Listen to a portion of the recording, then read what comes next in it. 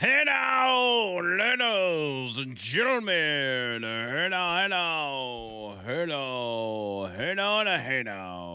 Hour number 3 of the line, Talk 99.5, talk995.com, AndrewMcLeanWho.com, and Real Talk 99.5 TV on the YouTube. If you want to watch us there, that is the way to do it. Hook it up, hang out with us, chill out with us, and all that stuff. Everybody's hanging out with us, including those people that talk really loud in the hallway. They're hanging out with us too. You know, I think actually that they're doing the AC in here is actually a little bit better than it once was. I don't know what they did, but they made some kind of adjustment. St. Frank took care of it. Okay, so it's a little better. It's not completely. It's not as cool as I'd like it to be, but it's enough to where I don't feel like I'm going to pass out like I did. What was that, Monday? It was early this week? Yeah, man, it was warm. It almost laid me out, cuz. I was like, dude, I'm going to have a heat stroke up in here. I'm going to have a heat stroke. But anyway, let's get to some headlines, shall we? First, TCW Construction.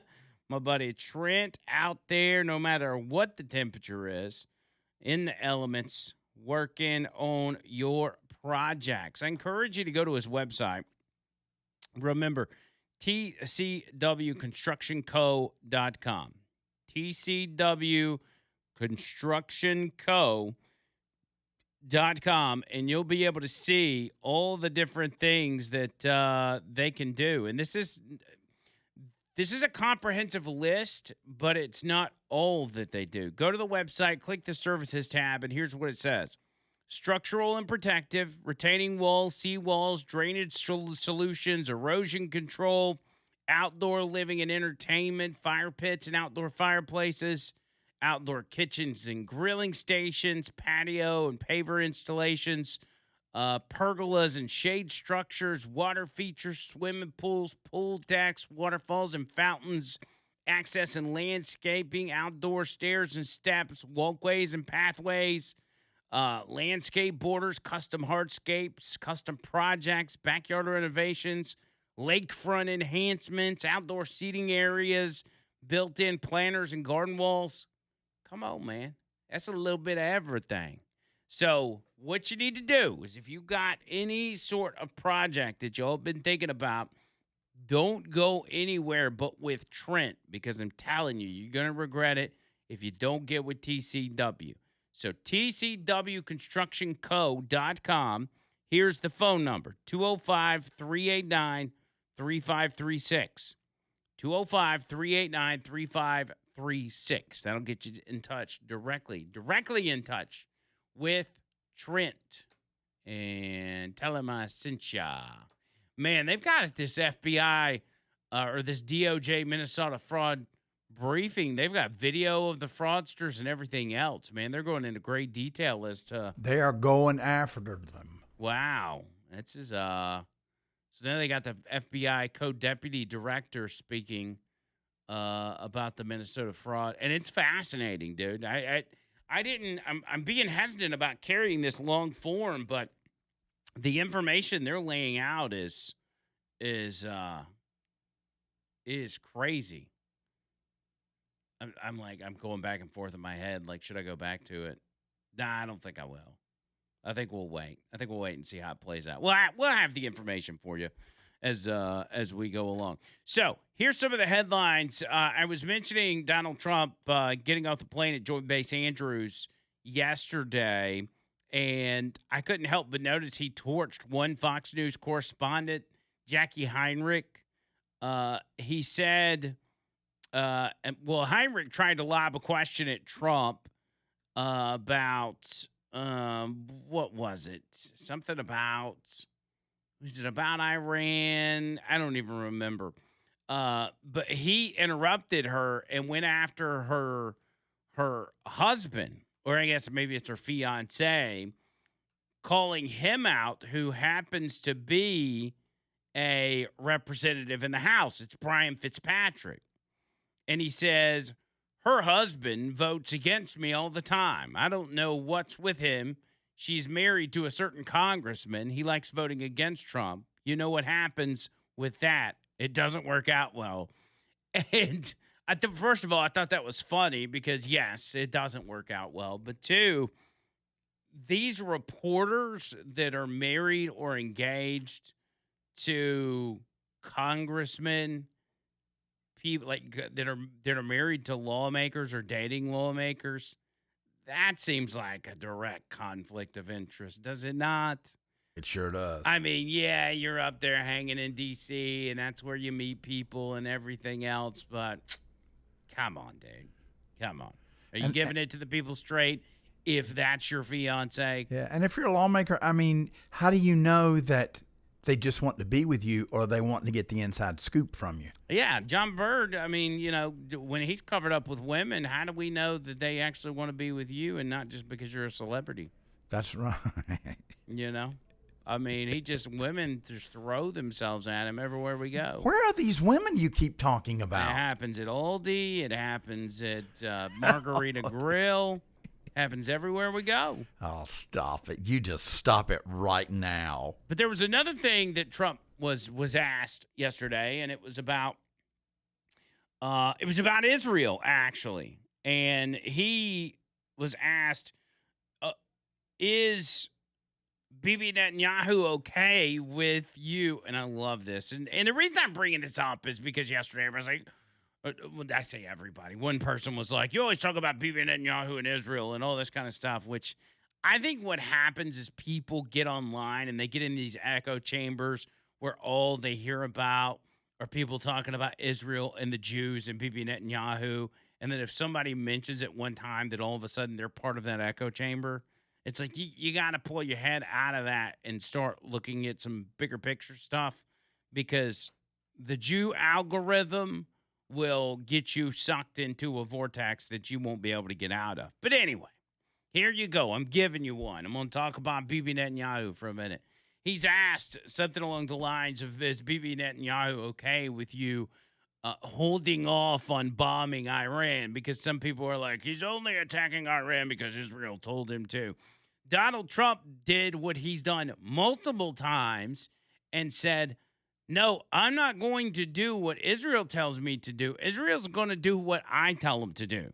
What have you said to Prime Minister Netanyahu about Iran and how long to hold off on strike? He's fine. He'll do whatever I want him to do. He's a very, very good man. He'll do whatever I want him to do, and he's a great guy. To me, he's a great guy. Don't forget, he was a wartime prime minister, and he's not treated right in Israel, in my opinion. I'm right now at 99% in Israel. I could run for prime minister, so maybe after I do this, I'll go to Israel, run for prime minister. I had a poll this morning. I'm 99%, so that's good. But no, he's a wartime prime minister, and I just don't think they treat him well. Mr. President, what do you do? I think they have a president over there that treats him very poorly. That will get people in a tizzy as well. They'll be like, oh my gosh, he's going to go be the president of Israel. He said it himself. He's joking. He's actually trolling the people that would say that. But you hear what he said. He said, no, Benjamin Netanyahu is going to do what I tell him to do. He said, yeah, he's a good guy and all that kind of stuff. He's a great guy, but he's going to do what I tell him to do. And that's exactly how that plays out. Now, if you were being controlled by somebody that is controlling you because of blackmail or because of the Epstein files or whatever, you would not be allowed to come out and tell the national and global press that that person that's blackmailing you is going to do what you tell them to do. People that blackmail others don't allow the blackmailee to say those things. But yet Trump has said this countless times at this point, that no, they're going to do what I tell them to do. I'm handling Iran, not Israel. Yes, Iran's been a big problem for Israel, and they're very grateful. As Donald Trump said, the polling in Israel is 99% support for Donald Trump. They're very happy about this, yes, but it's not being done to make them happy. It is being done in part to keep them from being blown off the map, but it's more so to keep us safe, to keep our people in the region safe. Because we don't want 10, 15 years from now, Iran having a nuclear weapon. Because guess what? When they get a nuclear weapon, there's no going in and convincing them to put it down. There's no going in and convincing them to destroy it. There's no going in and telling them, no, we're gonna stop you. You can't stop them at that point. They got it. It's North Korea. It's Pakistan. You can't go in there and tell them they can't have it at that point because they'll just shoot it at you or attempt to shoot it at you. And so we're going to put a stop to that. And for people that are up in arms about gas prices, you want to worry about gas prices if 10 years from now, Iran were to get a nuclear weapon.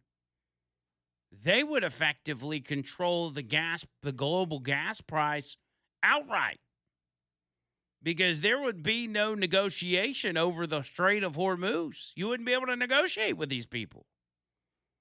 One, because they're insane, but two, if they had a nuclear weapon, you'd just have to back away and just deal with the consequences. And you may say, well, they're only causing the trouble in the strait because we're messing with them. But they don't like us. And so if they had a nuke and wanted to just hurt us, they could just block the Strait of Hormuz and wait us out. And you're not going to do anything about it because they got a nuclear weapon. They could push gas up to $10 a gallon, $20 a gallon. But because we're not weak-kneed, spineless conservatives like we used to be, we're getting out in front of this before we have a much bigger issue. Because we've got leadership that actually thinks about the future instead of just worrying about his own little 4 years in office, we're handling the issue. Anyway, y'all know where I stand on that. I don't have to elaborate any further. But, people are going to whine. People are going to bitch. People are going to complain. Be my guest. But the adults in the room are handling the adult issues. And thank God for them, because if it weren't for them, we'd all be screwed in 20 years.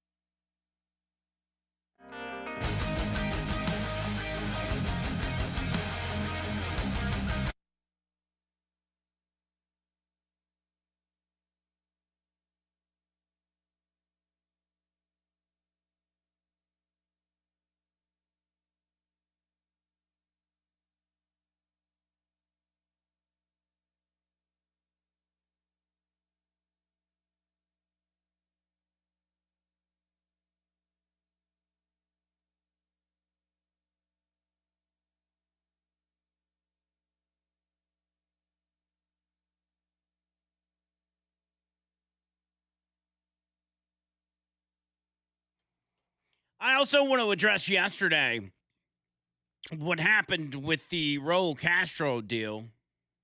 As you know, they indicted Raul Castro over the killing of the murder of 4 individuals, 3 which were Cuban Americans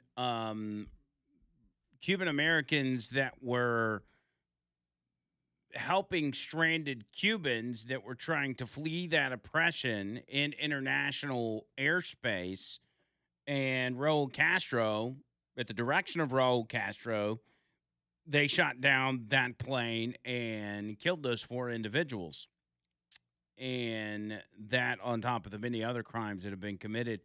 That is a bigger story that I think it's getting credit for, because not just because of Raul Castro and what the Castro family has done to the Cuban people, but just the overall picture of what the Cuban people have had to go through, because they're such good people that have been ultimately ignored.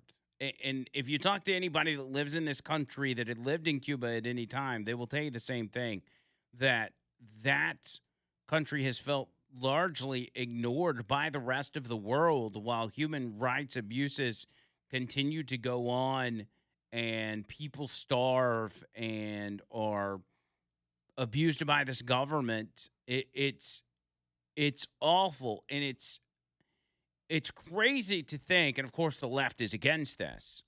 The same left that constantly talks about dictators and autocracies and all the different things they call Donald Trump, while the actual things they're talking about are happening just down the road, just right across, just miles away across the ocean, are happening.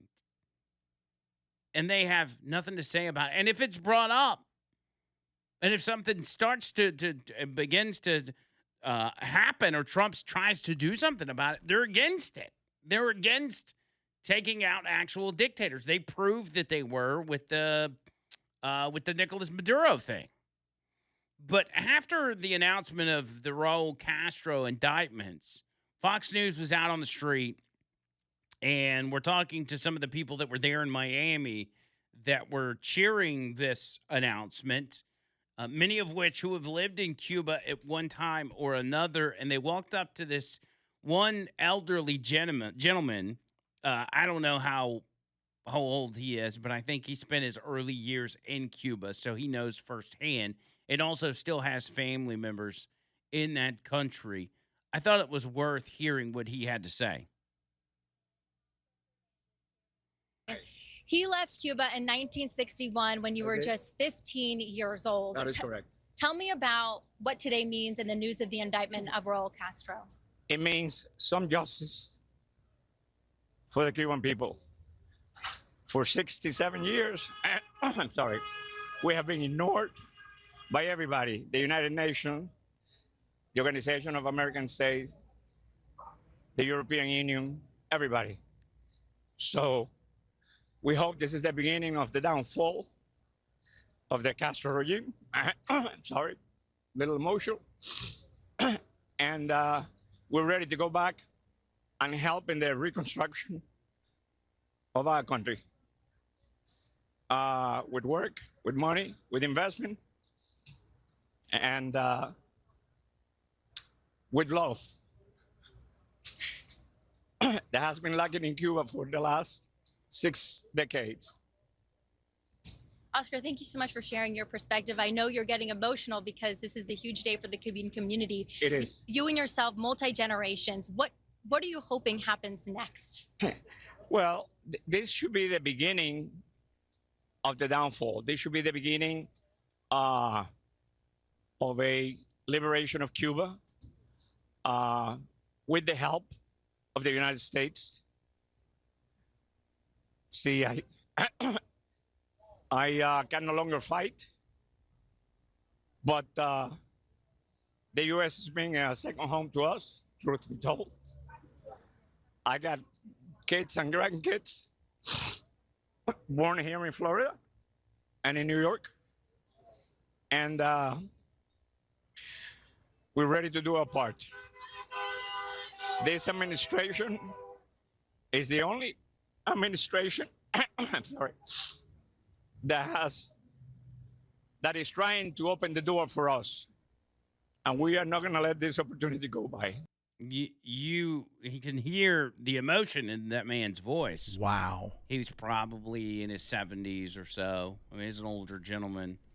And as he's seen what's happened for decades and it being largely ignored by the international community, it means a lot to him that something is going to be done about it. And it is beneficial to the U.S. to do something about it. I mean, you want to build, a territory where people can actually stay and live and thrive and not feel like they have to risk their lives to immigrate or illegally immigrate to the U.S. But also the fact that in this day and age and with this administration, we can do something about it without ever even having to put the first set of boots on the ground as we're showing in Iran. I think it's a great move by the Trump administration.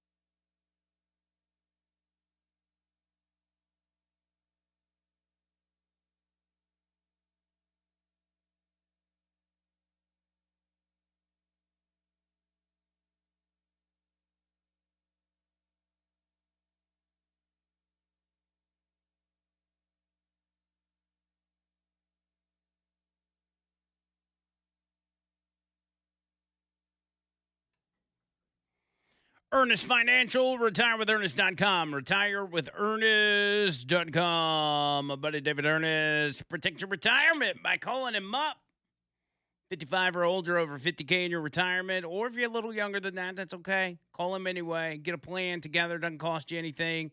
You just need to have your plan in place. You need to have a financial planner, a guy that's going to help you, guide you through all the stuff and things that come with retirement and making sure your money's taken care of. Make sure it's growing. That's the biggest thing for me, is just making sure that money's going up, and away. That's the ticket, baby. retirewithernest.com. 833-596-7233 is the number. That's 833-596-7233.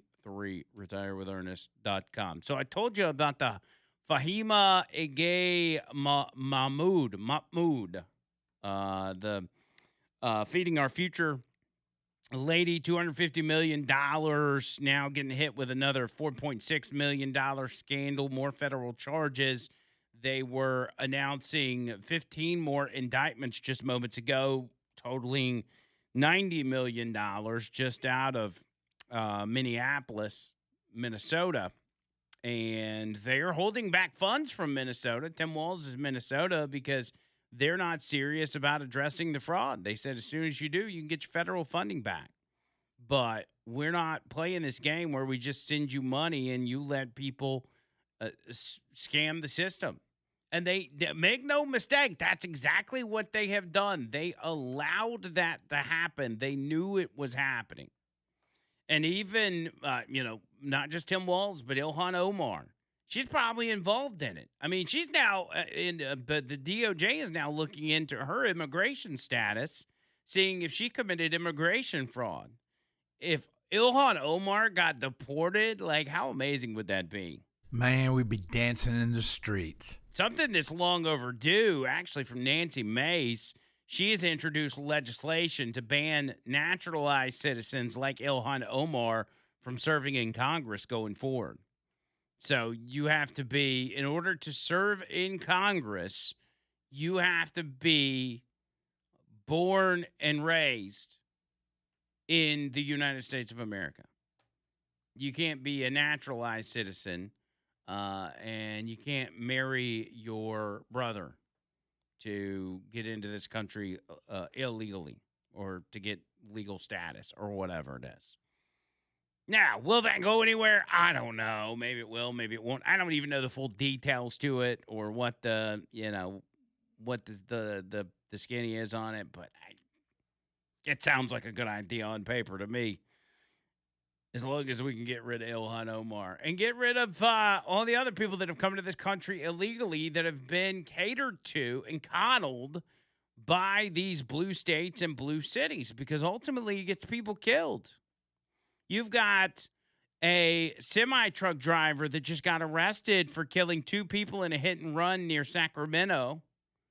This guy was an illegal alien from India. Thank you. Come again.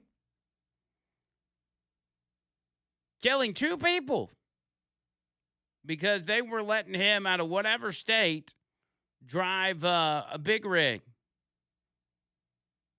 causing a multi-vehicle crash. DHS confirmed that the semi-truck driver arrested for killing 2 people in a hit-and-run crash near Sacramento is an Indian illegal alien who was caught and released at the Arizona border by the Biden administration in 2023.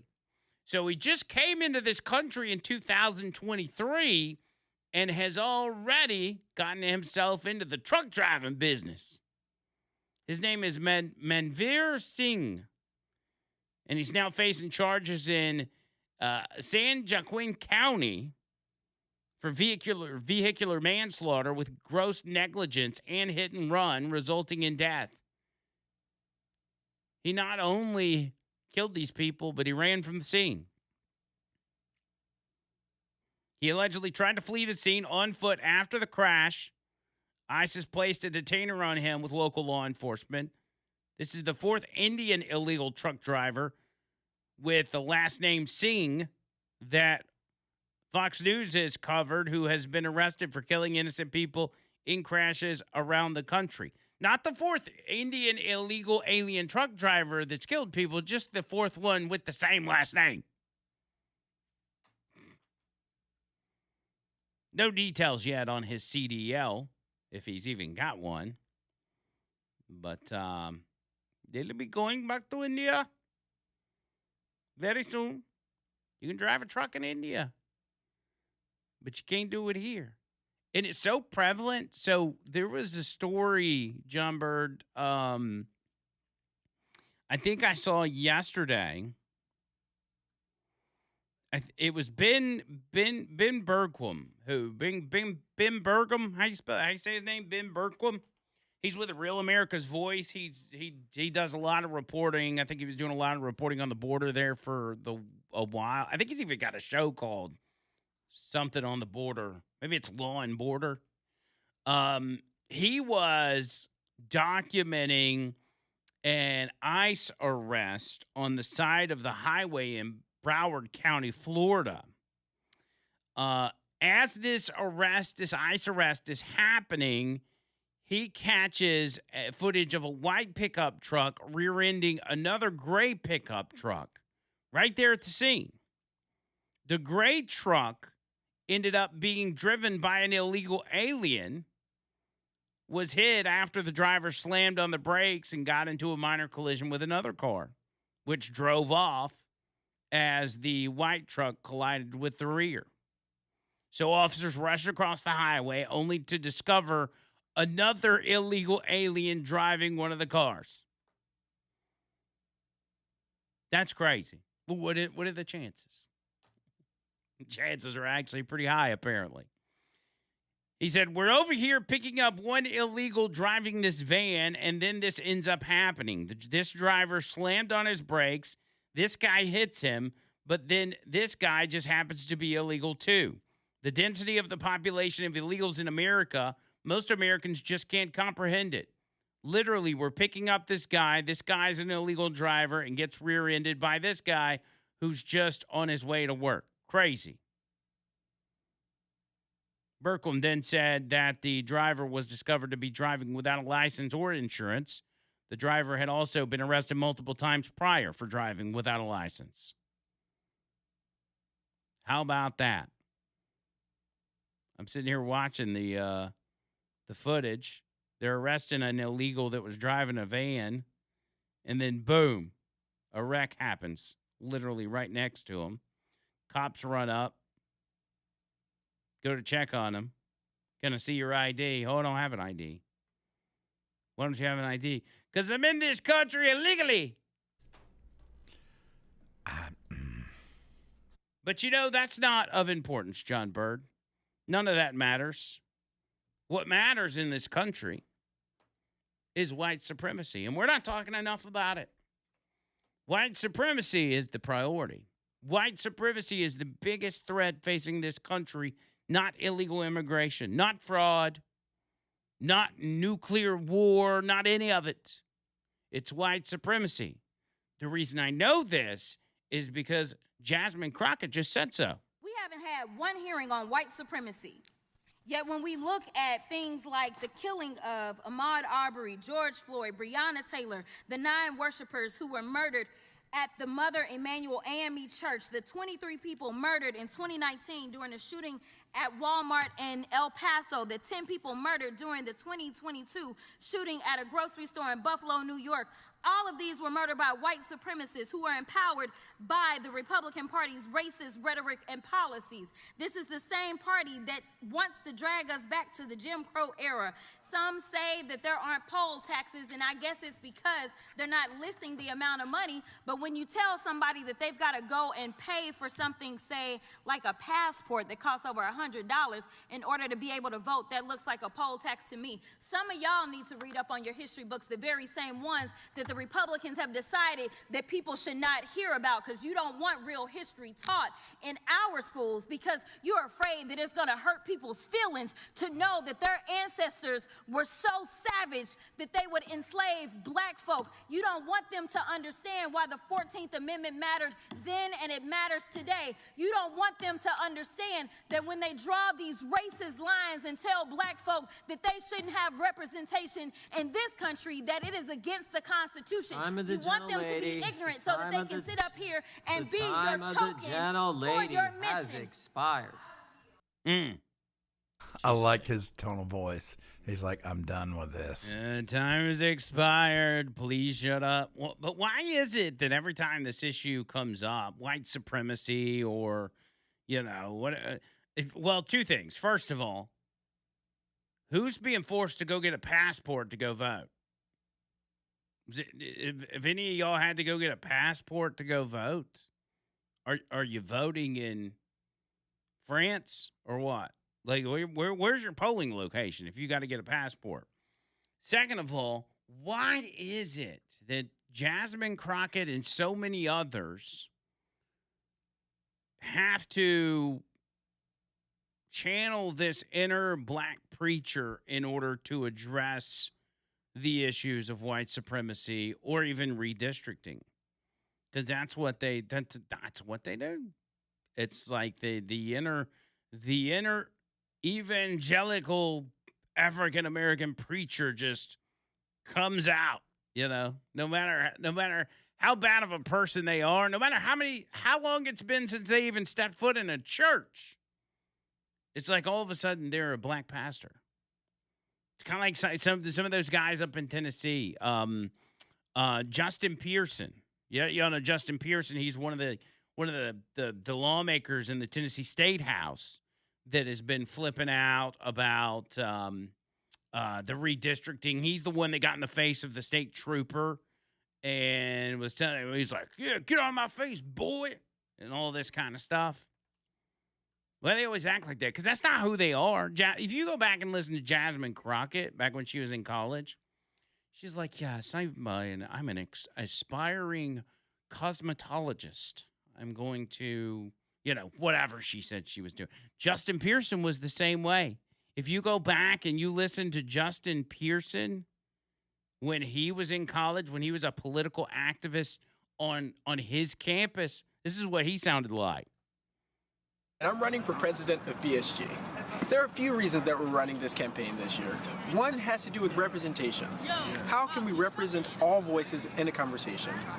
I wanted to do this by partnering with organizations from the Bowdoin Democrats to the Bowdoin Republicans. I want to bring together different voices, dissenting voices, voices that may be more liberal or more conservative, in order that we can reach a point of sort of the radical middle. But now that Justin Pearson has been elected to the Tennessee State House and has grown out an afro, he sounds like this.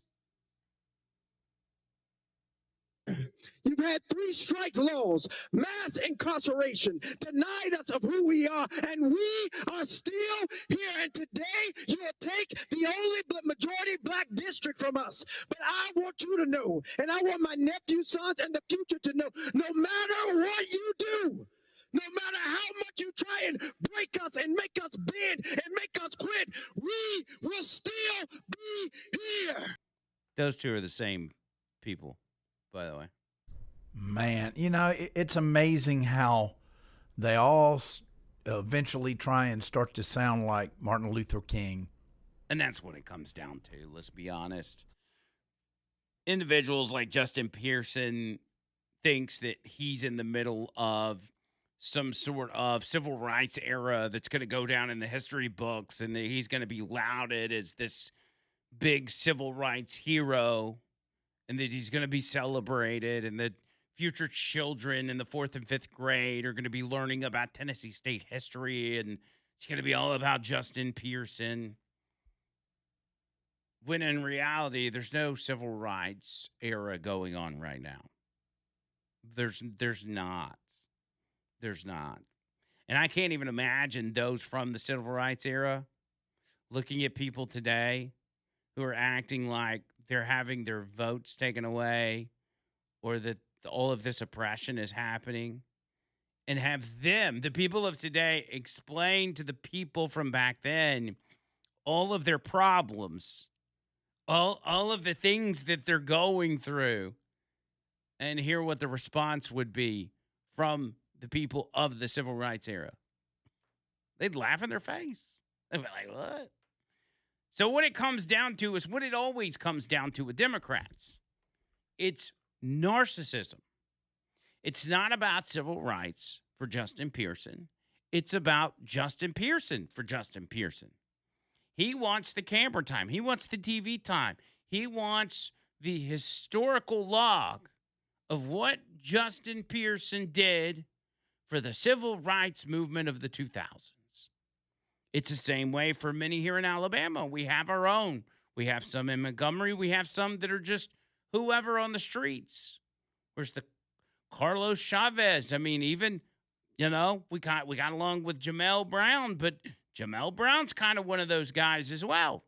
He gets out there with a megaphone. He's been speaking out against the redistricting until the people that are losing their seats got sideways with him, and now he wants the redistricting to happen. And everything's personal for him, so he'll be on your side. But if you go against him, he'll throw that out the window and he'll go after you, which I kind of like about him. But yeah, it comes down to narcissism. These people are doing it for the civil rights of their people because they know it's not being infringed on. They're doing it for self-importance. They're doing it, and then they're going to those people that they're trying to convince are being oppressed and saying, look at me, I am your hero. I am your savior. I'm the one that's going to save you from the evil white man.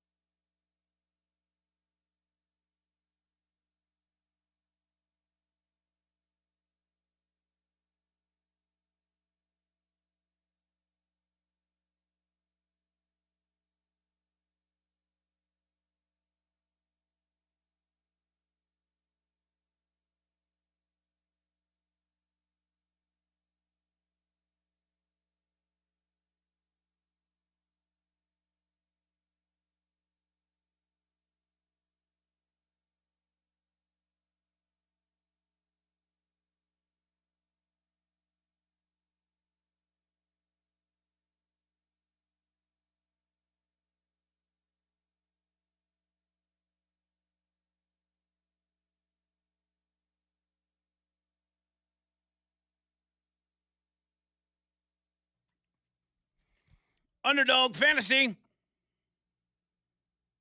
Of course, UnderdogFantasy.com, but the Underdog Fantasy app. Download it, baby. Free to download, free to sign up, free to use my promo code. HEYNOW. All one word. HEYNOW. HEYNOW. Oh, I just pulled my app up, and I got a $5 bonus entry. Yes, sir. So I can, I might be playing this $5 tonight. Got UFC in the mix. UFC is actually fun to make picks on. But you got NBA. Let me just tell you what they've got on here. NBA, tennis, PGA, MLB, NHL, WNBA, soccer, CS2, which is like e-gaming or whatever, where people like do competitive gaming. They've got LOL, which is, I guess, another another league of competitive gaming. They've got Valorant. Well, I don't know what that is. NFL, UFC, basketball, Outlaws. Man, they got a bunch of stuff up in here. So y'all get on it, man. Download the app. Just look around the app and see what you think, man. Baseball is actually pretty fun to make picks on. I've done that plenty of times, and I win money. You can win money too, real money that you can put in your bank account. All you got to do, again, download the app and use promo code HEYNOW to score $50 in bonus entries when you play your first $5. That's promo code HEYNOW. Underdog, make plays, win money. Must be 19 or older and present in Alabama. Terms apply. See assets.underdogfantasy.com/web/play and get terms _DFS_.html for details. Concerned with your play, call 1-800-MY-RESET or visit ncpgambling.org. And that's called Underdog Fantasy. All right, here we go. Hour number 4 coming up next. By the way, tonight, the last episode of Stephen Colbert's show. I'm going to watch. John Bird is going to be our Stephen Colbert reporter for tomorrow and let us know how it goes.